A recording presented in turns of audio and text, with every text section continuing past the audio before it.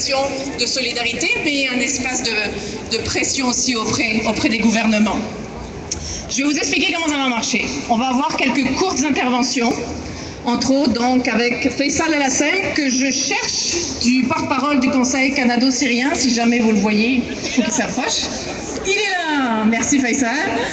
Nous aurons Paul Clark, directeur donc Action Réfugiés Montréal, qui est avec nous aussi, et nous aurons donc Stéphane Rechold aussi du TCRI. Et je pense que c'est important de les entendre pour que vous compreniez, si jamais vous ne l'avez peut-être pas encore compris, mais comment fonctionne le système d'accueil des réfugiés au Canada et comment il a besoin vraiment d'être un petit peu changé et pour accueillir beaucoup plus de monde. Ensuite, je vais vous faire tout un tas d'instructions pour qu'on forme une belle chaîne humaine, harmonieuse et solide. Donc, j'invite tous ceux qui font la file aussi pour le mic. Si vous voulez vous joindre, vous êtes vraiment bienvenus. Je suis sûre que les droits humains et l'art ont toujours de quoi dire. Et d'ailleurs, je note la présence de nombreuses personnalités artistiques qui sont avec nous. Et oui, art et droits humains, donc venez, venez. Et on terminera donc après cette chaîne-là, j'aurai des moments très précis de pause et autres, parce qu'on a quelqu'un quelque part là-haut qui va prendre une belle photo là-bas. Regardez, elle est là-bas, donc souriez, c'est elle, la caméra woman, les photos women, et qui, on va vous demander donc certaines pauses à prendre pour faire une belle photo ensemble de solidarité. Je voudrais remercier les gens généreux qui nous ont permis cette activité-là. Tout d'abord la Place des Arts qui nous a prêté son espace pour pouvoir nous retrouver tous ensemble. C'est généreux et je les remercie. La CSN qui nous a prêté et son personnel et son matériel pour que vous puissiez nous entendre. C'est pas une moindre chose.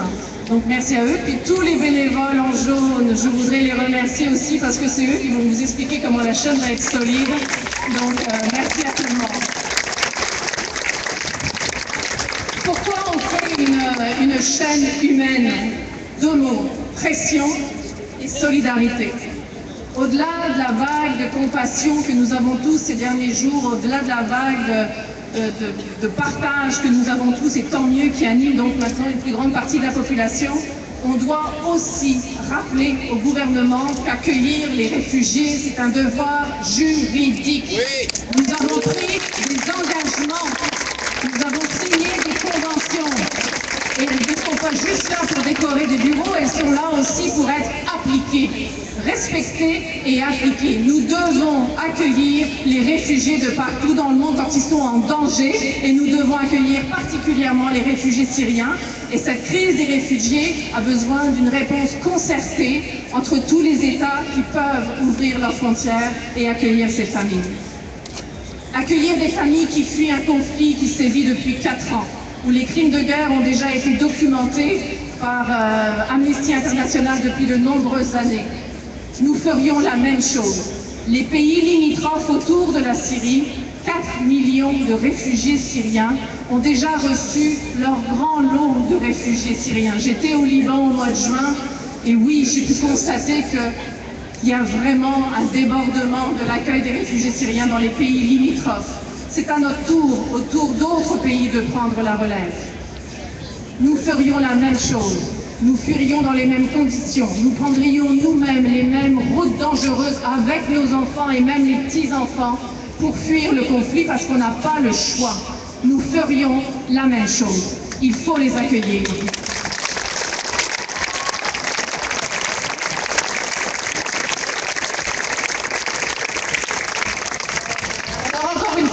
Au gouvernement que les droits humains, c'est surtout quand ça va mal que ça s'applique. Il faut surtout respecter le droit international et même si le sujet n'est pas très populaire pour tous. Il faut faire pression pour que le gouvernement du Canada accepte 10 000 réfugiés syriens parrainés par l'État, pas seulement juste que du parrainage privé, 10 000 réfugiés syriens parrainés par l'État dans les prochains mois. Il nous faut un engagement pour les 18 prochains mois pour pouvoir accepter plus de réfugiés syriens. Il faut faciliter le travail d'organismes comme Action Réfugiés Montréal ou la TCRI ou d'autres organismes pour pouvoir faciliter les parrainages privés. Enlever les obstacles qui sont beaucoup trop nombreux. Mettre des processus, des expertises en place. Nous les avions, nous ne les avons pas perdus. Tout ce qui nous manque, c'est la volonté politique. Nous pouvons faire ce que nous avons à faire. C'est une chaîne Comme je dis toujours, ne lisons pas les commentaires. N'est-ce pas, les gens? Ne lisons pas les commentaires. Mais c'est aussi une chaîne de solidarité pour démontrer qu'on est ensemble et on est nombreux et on peut se faire entendre pour faire fi des préjugés, faire fi des discriminations, faire fi du racisme, faire fi de l'islamophobie et faire fi des peurs non fondées.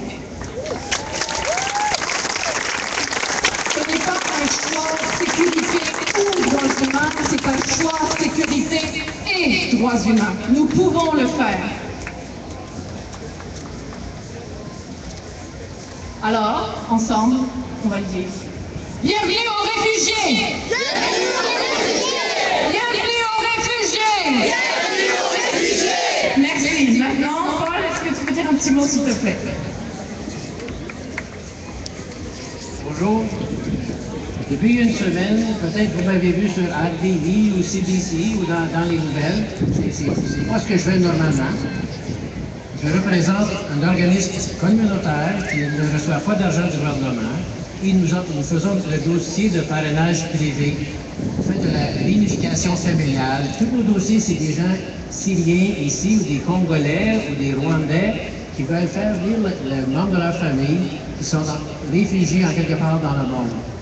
Il y a des délais qui sont très longs. Nous sommes heureux que les gens qui sont au Liban ou en Jordanie viennent vite. Mais il y a d'autres dossiers qui peuvent prendre 6 ans. Donc, il faut que le gouvernement essaie de faire plus pour les faire venir plus vite et de faire que le processus soit moins long. De plus, je veux dire merci à tous les gens au Québec. Depuis une semaine, j'ai parlé à des gens à Berthierville, à Rimouski, à Rivière-du-Loup, à Gatineau. Les gens nous appellent, ils veulent faire quelque chose. Ils nous ont trouvé, je ne sais pas pourquoi, comment, mais il y a une générosité évidente ici au Québec et c'est notre devoir maintenant de trouver une façon de prendre cette générosité-là pour matcher avec les centaines, peut-être les milliers de gens qui veulent faire venir les membres de la famille au Québec. Merci.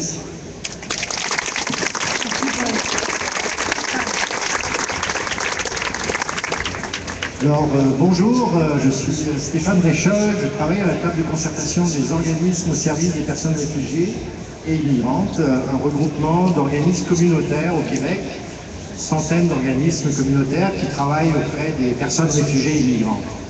Merci d'être venus en si grand nombre, ça fait du bien de voir autant de gens mobilisés pour cette cause que Béatrice a bien décrit. Le grand défi qu'on a actuellement, c'est de maintenir la pression sur le gouvernement fédéral. Parce que pour permettre au Québec de passer de la parole à l'acte. Le plan du Québec qui a été annoncé lundi dernier est très ambitieux, vous en avez certainement entendu parler. Le Québec veut accueillir 3000 réfugiés syriens additionnels à ce qui est prévu déjà d'ici le 31 décembre. Mais sans la collaboration du gouvernement fédéral, ça ne pourra pas fonctionner. Donc il faut aussi pas oublier les nombreux autres réfugiés dont a parlé Paul, que le Québec compte accueillir cette année, qui ont besoin aussi de notre aide, de notre soutien, les Bhoutanais, les réfugiés de la Centrafrique, les réfugiés de l'Érythrée aussi, qui vont venir les prochaines semaines, les prochains mois. Donc, ce que je peux vous dire, c'est que nous sommes prêts, les organismes sont très mobilisés, nous sommes prêts à accueillir tous les réfugiés qui vont arriver au Québec. Et nous comptons sur vous aussi pour donner un coup de main.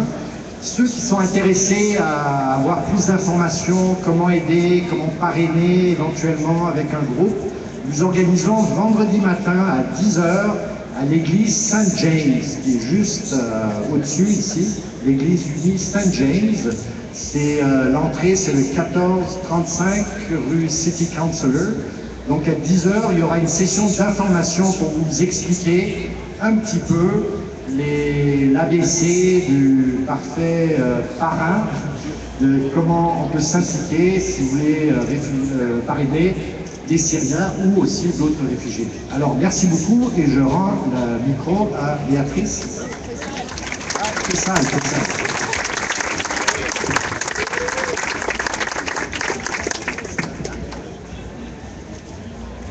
Bonjour tout le monde. Merci pour votre solidarité. Moi, je m'appelle Faisal Al-Azam, je fais partie de la communauté syrienne. Ils sont entre vous aujourd'hui. Vous avez été touchés par les photos de ce petit bébé qui s'appelle Aylan, qui avait une connexion ici au Canada et qui s'est fait refuser par notre gouvernement. Et vous connaissez l'histoire. Malheureusement, je dois vous dire que nous, en tant que Syriens, on suit ce dossier depuis 4-5 ans et ce n'est pas la seule photo qu'on a vue. Il y a des milliers et des milliers de photos d'enfants, de civils qui sont morts sous la famine, qui sont morts parce qu'ils ont aspiré du gaz, qui sont sous siège, etc. Ça fait 4 ans qu'on essaie de se mobiliser. Malheureusement, on n'a pas été nombreux. On a essayé de toquer la porte du gouvernement pour leur dire « Nous avons des familles qui sont en Syrie sous bombardement, nous avons des familles qui sont déplacées à l'extérieur de la Syrie, qui sont très vulnérables. » Mais ça a pris cette photo pour bouger l'opinion publique et c'est grâce à vous, chacun de vous aujourd'hui, que nous avons au moins une porte qui s'ouvre du gouvernement et nous avons une opportunité. Très clairement, vous savez qu'il y a une corrélation entre votre mobilisation, votre solidarité et les décisions qui sont prises aux politiques. Aujourd'hui, nous avons un rassemblement. J'espère qu'on va continuer à se mobiliser, on va continuer notre solidarité. On a besoin de vous. Ça fait 4 ans. Vous pouvez parler aux Syriens qui sont à côté de vous, qui se sentent comme des orphelins.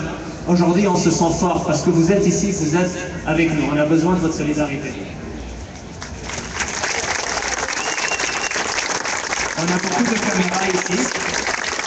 Et ça, c'est des photos et des images qui vont être reflétées partout.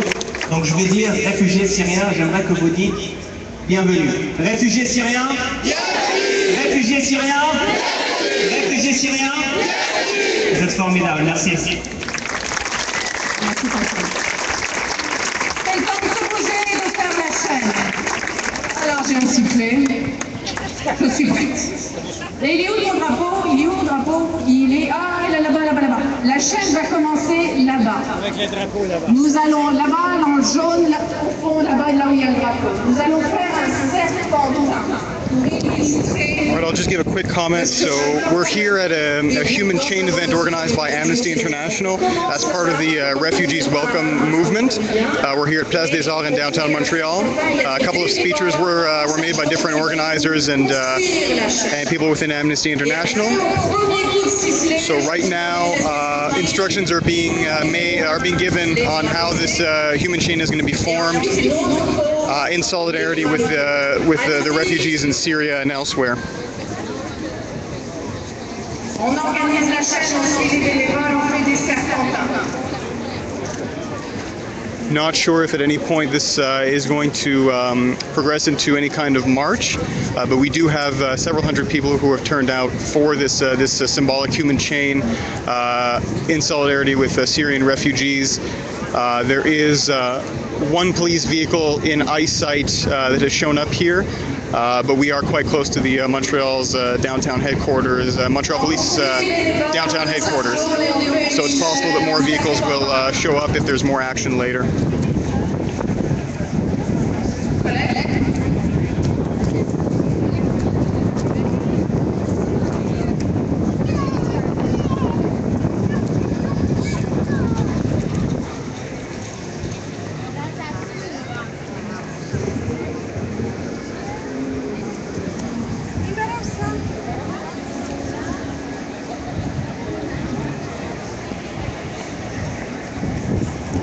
As always, any questions or comments or anything you'd like to say about the event today, don't be shy. I'll do my best to check the comments and respond. And as always, Link Newspaper, thelinknewspaper.ca and 99media.org for more coverage.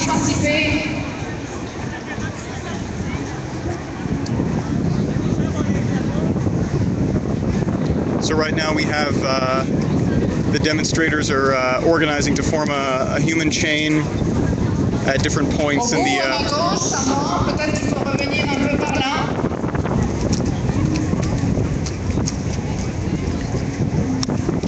and we were told that there are some Amnesty International photographers up on this balcony here who will be photographing the human chain, and that those photos will be available online later on.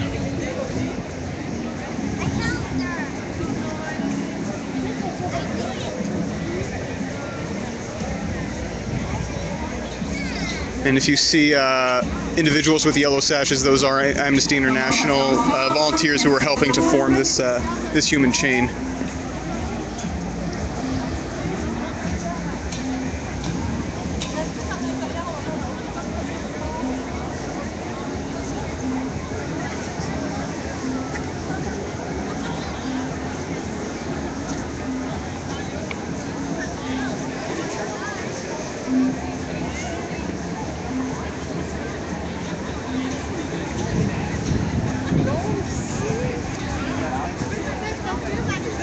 Ça commence à ressembler à quelque chose.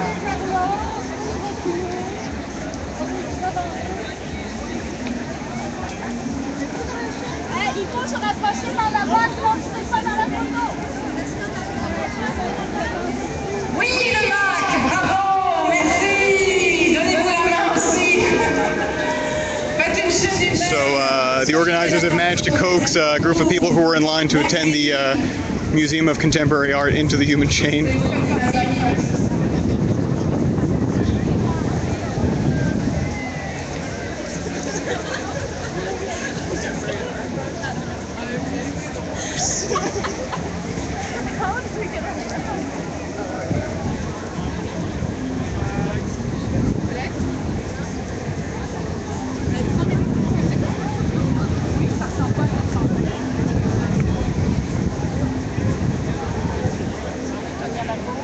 So I'll move in a little bit closer so you can get a look at the people formed in this human chain. On est en train de prendre des photos, merci. Ah, on bouge plus. Merci pour cette belle chaîne humaine, merci. Waouh. Elle prend des photos là-haut, regardez là. Regardez vers l'hôtel en haut, elle vous regarde.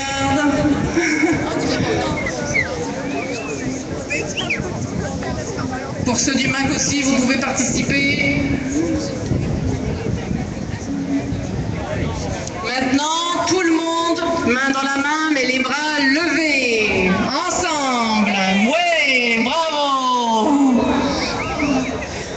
Réfugiés syriens, bienvenue. Réfugiés syriens. Réfugiés syriens. Réfugiés syriens. Réfugiés syriens.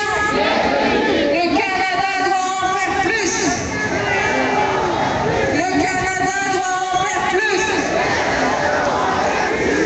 Vous êtes magnifiques. Vraiment, donnez-nous. Maintenant, vous pouvez vous lâcher, vous applaudir, crier, tout ce que vous voulez.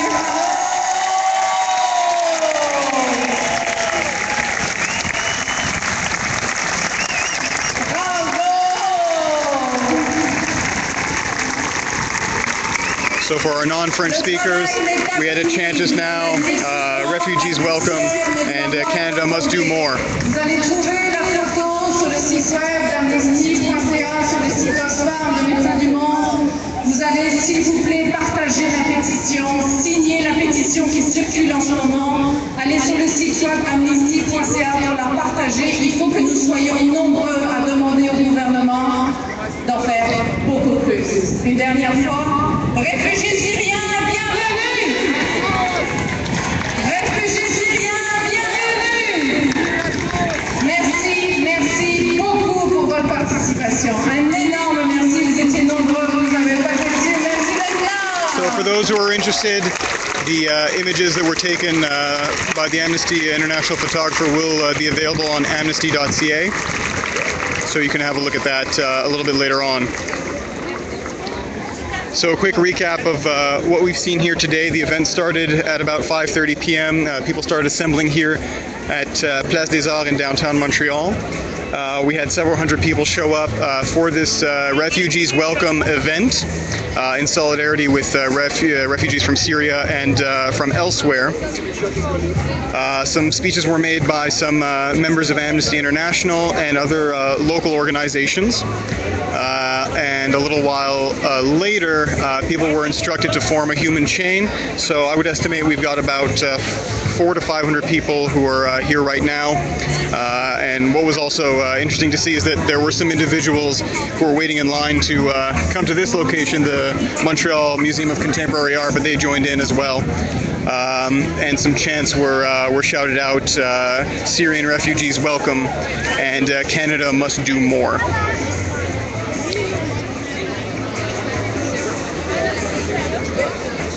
As I said earlier, I don't know if there's going to be a march component to this particular event. So right now people are sort of walking around and chatting and networking, and there's also a lot of Amnesty International volunteers who are going around and asking people to sign petitions. I do see a handful of police vehicles off in the distance, but not that many. But keep in mind that we are quite close to the Montreal Police's downtown headquarters, so we might be able to expect more vehicles if there is a march. They'd be able to mobilize pretty quickly. But so far there's no indication that that's going to be the case. I have footage if you want to use it.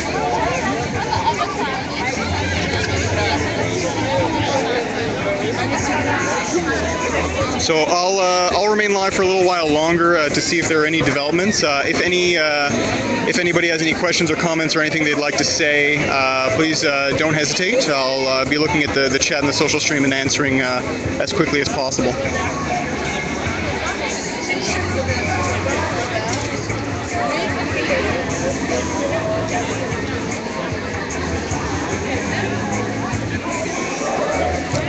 So for a little bit of background here, obviously the issue of Syrian refugees has become quite a hot topic in the last week.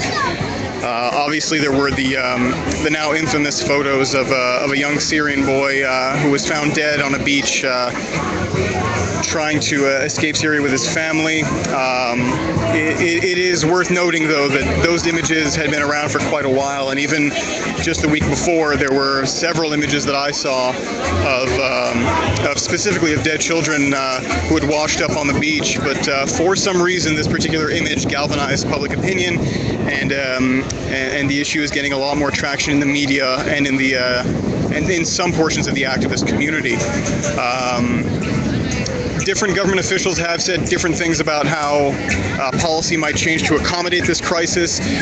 We heard earlier from one of the speakers that the Quebec government, specifically at the provincial level, has said that it wants to increase by thousands the number of Syrian refugees who will be brought into to Quebec, who will be invited to Quebec. And today there were a couple of instances where the Prime Minister Stephen Harper on the campaign trail was asked by mainstream journalists at the CBC and from other outlets how the government is going to be responding or what can be done at the federal level. And the discourse that we've heard from Harper is that open arms to Syrian refugees also have to be met with skepticism and concerns for security, because he has referred to Syria as a terrorist battleground or something to that effect, language quite close to that, basically saying that people have to be screened before they're allowed into Canada. And questions have been raised by journalists about whether previous prime ministers in Canada's history have taken these supposed security concerns into question when considering whether or not to allow refugees from a war zone into Canada. And what's very interesting is that at these campaign events where there were Conservative Party supporters present, every time a question like that was asked, it was met with boos by the crowd. But Stephen Harper did respond in his own cryptic way to the question, and different government officials, Conservative officials, have sort of ducked the question. So there are a lot of eyes on the Conservative Party to see what they're going to say. The Liberals and the NDP have said that more needs to be done and have vowed to do more. So it will remain a hot button issue throughout the Canadian election and beyond just Canadian politics, as a humanitarian issue as well.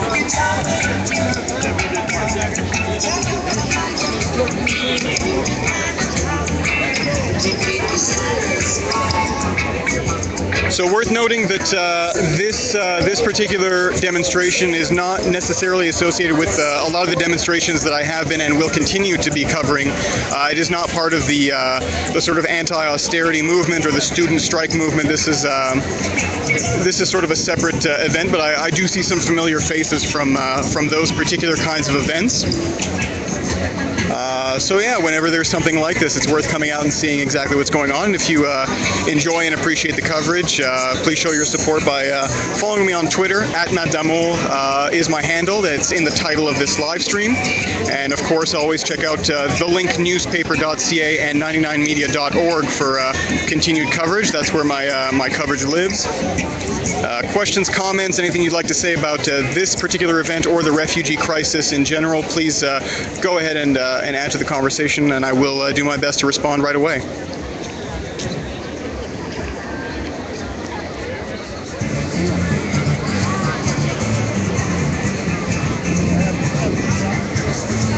So if you're watching this live and you came in a little late, I will be archiving this particular stream, so you will be able to go back and listen to the speeches that were made. They're not that long. It was about 10 to 15 minutes of speeches that were made, so feel free to go back to that. That will be on the Ustream channel and on YouTube, and you can find a link to my YouTube channel in my Ustream profile.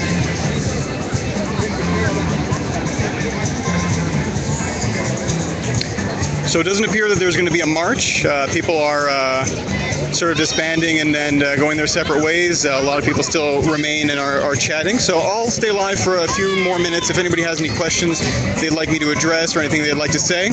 And then I'll be signing off for tonight. But there will be some more events coming up quite shortly. September is already, the calendar for September is already getting quite packed with different strike activities and demonstrations. The student union organization AC will be convening at the end of September to discuss different strike activities that are going to be going on at different colleges and universities in Montreal and Quebec. So I expect that quite shortly after that meeting, we're going to see a lot more organized activities at the student level.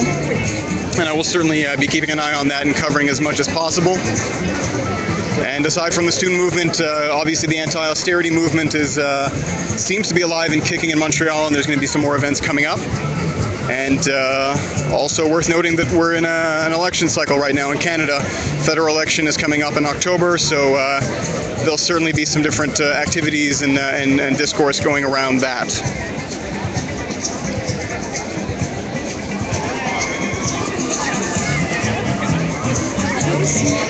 Non, mais c'est en direct, je vais revenir après.